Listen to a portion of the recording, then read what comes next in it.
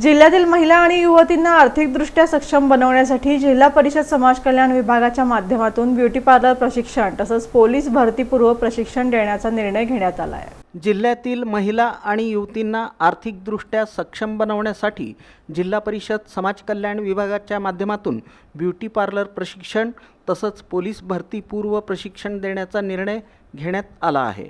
ही माहिती समाज कल्याण सभापती संस्कृती सातपुते यांनी दिली। जिल्हा परिषदेच्या शिवरत्न सभागृहात समाज कल्याण विभागाच्या विशेष समितीची बैठक पार पडली। या बैठकीत विविध समाज कल्याण योजनांचा आढावा घेण्यात आला।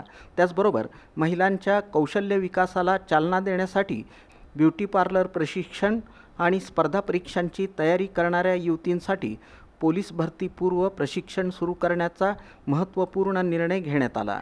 याबाबत बोलताना सभापती संस्कृती सातपुते म्हणाले की महिलांना रोजगाराच्या संधी उपलब्ध करून देणं आणि त्यांना स्वावलंबी बनवणं हा या उपक्रमामागील मुख्य उद्देश आहे।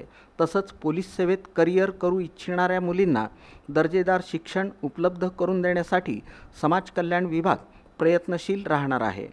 या प्रशिक्षण कार्यक्रमांचं नियोजन, पात्रता आणि अर्ज प्रक्रियेबाबतची माहिती समाज कल्याण विभागामार्फत लवकरच जाहीर करण्यात येणार असल्याचंही त्यांनी सांगितलं। पण आपण समाज कल्याण समितीमार्फत काही नाविन्यपूर्ण योजनांचा समावेश या ठिकाणी केलेला आहे। महिलांसाठी ब्युटी पार्लरचं प्रशिक्षण असेल त्याची आपण तरतूद या ठिकाणी केलेली आहे। तरुण मुलांसाठी पोलीस भरती, टॅली, MSCIT। आज आपल्या सगळ्यांना माहीत आहे की बाहेर कुठलाही युवक रोजगाराच्या जेव्हा शोधात बाहेर पडतो तेव्हा त्याला टॅली आणि MSCITची आवश्यकता भासते। तर आपण ग्रामीण भागातील युवकांना टॅली आणि MSCITचं प्रशिक्षण हे मोफत करण्यात येणार आहे। आणि आपण आपल्या सगळ्यांचं एक ध्येय आहे की महिला सक्षम व्हायला हवं। एक महिला सक्षम झाली तर कुटुंब सक्षम होतं। या दृष्टिकोनातून आम्ही महिलांसाठी ब्युटी पार्लरचं प्रशिक्षण आणि कार्यशाळा आयोजित करणार आहोत। त्या अंतर्गत महिलांना एक किट आणि प्रशिक्षण आपण